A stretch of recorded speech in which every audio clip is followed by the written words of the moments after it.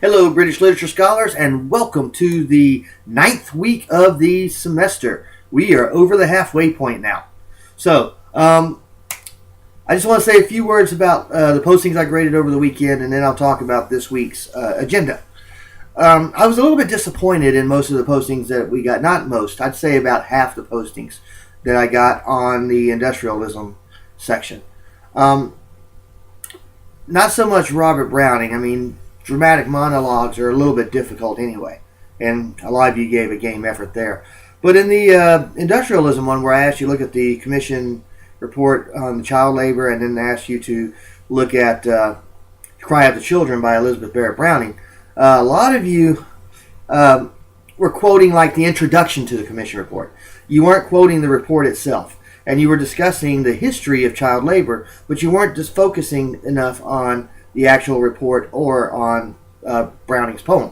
So I was a little bit disappointed by that, and I hope that in the future you'll concentrate on the actual work of literature instead of the editor's introduction to the work on literature.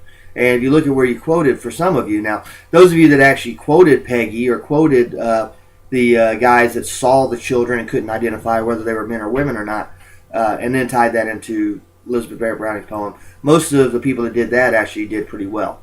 But the one, look at what you quoted. Some of you quoted the actual history of the commission report or the actual history of child labor, which is not exactly what that posting was asking for. It was asking you to look at the report and the poem.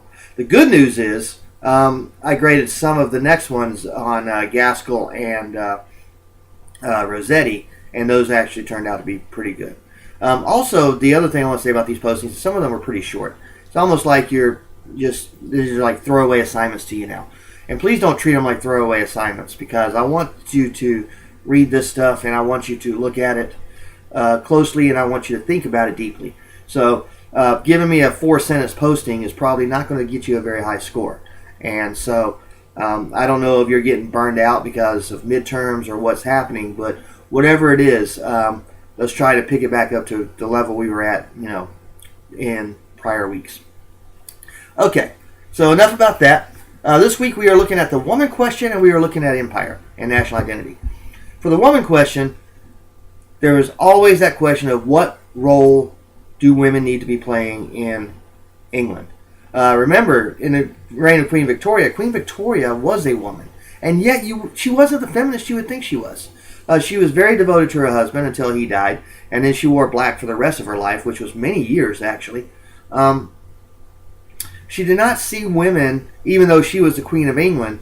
She relied an awful lot on her male counterparts. So her husband, she relied on him a lot, and a couple of the prime ministers, particularly Benjamin Disraeli. She really loved Benjamin Disraeli and thought that he was a great prime minister. So she wasn't as strong an advocate for women having jobs and women holding leadership positions and things like that as you might have thought she was. Now, was she a strong leader? Absolutely she was. And up until about a year or so ago, she actually was the longest reigning monarch in British history ever. Queen Elizabeth II finally surpassed her about a year or so ago. But she was a strong woman, and boy, when she walked into a room, she commanded the room. She was very, very strong that way. But she still wasn't, she wasn't a big advocate for like women getting the vote or women being able to hold own businesses or things like that, or hold certain jobs. So when you look at Ruskin kind of prescribes that women need to be the orderers of the home. They need to have like a halo around them for kind of a safe haven. Wherever the woman goes, the home goes with her. She's not supposed to let any drama into the home from the outside world. The only way that the drama can get into the home from the outside world is if the woman allows it in. And then the men were supposed to be the breadwinners and the defenders and the fighters. So there was still that dichotomy there. Of Queen's Reign by Besant, that is more of a history of Queen Victoria's rule, and we get a little blurb out of that book about how women all of a sudden can hold certain jobs. They can be surgeons. They can smoke cigarettes. They can ride bicycles. They can do things that women weren't allowed to do. And the women were demanding it, and the men were giving them those rights. That would have been unheard of back when Ruskin wrote Queen's Gardens. But it certainly was the case in 1895, and as we've continued on, now if you look in the 20th century, women now are almost equal with men. So you've got, I think we've even got a female prime minister of England going on right now, and she defeated another female to get that job. So Walter Besant is showing the progress that women have made throughout the reign of Queen Victoria. Then we got empire and national identity.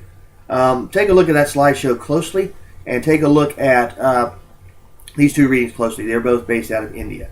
There was a time during Queen Victoria's reign where England claimed dominion over 1/4, that's 25%, 1/4 of all the land mass in the world. In fact, it was said that she owned so much land, or that England had dominion over so much land, that the sun never set on her empire, because somewhere the sun was shining on land owned by England. So even if it was nighttime in London, on the other side of the world, the sun was shining on some land or other that England claimed dominion over. So 1/4 of the land mass. Now a lot of those countries have since broken free, and India is one of those examples. And we've got two different viewpoints on India here. So I want you to take a look at Babington Macaulay's Minute on Indian Education, where he's going to make the argument, and this is an argument that sounds very familiar today in the United States. He's going to make the argument that English should be the language of India. But, those Indians over there in India are not all smart enough to learn English. So we have to teach the smartest ones, and they can teach the dumber ones English. He also makes the argument that there's no better literature in the world than English literature. It's a very, very rah-rah England and the rest of the world can't measure up to us kind of piece. Then we've got this piece by William Howard Russell, which is a piece about something called the Cawnpore Massacre. And it was a horrible massacre where essentially England's wealthy and elite had pushed the Indians so far to a point where the Indians promised them safe passage out of Cawnpore and into other areas. And then as the people were walking down the road, the Indians surrounded and massacred all of them, men, women, and children. And not a single British person survived. And people in England were horrified. They said, "Oh, we got to come down hard on those Indians, and we got to come down hard and let them know that they can't treat our citizens like that." And so Russell was making the argument, well, wait a minute, what's the Indians' point of view on this? So he doesn't condone the actions of the Indians at the Cawnpore Massacre, but he does say, now wait a minute, let's take a second look at this, and let's see why the Indians might have reacted this way. Because all the white elites had all the money and had all the wealth, and the people who were from India were either their servants or they were impoverished. And so there's that argument. So those are the two readings for this week, the woman question and the empire. And I hope that you'll take these readings a little more seriously and these postings a little more seriously than you did the industrialism one, especially since industrialism was so important in British history. And if you have any questions, of course, email me, call me, or get in touch with me some other way.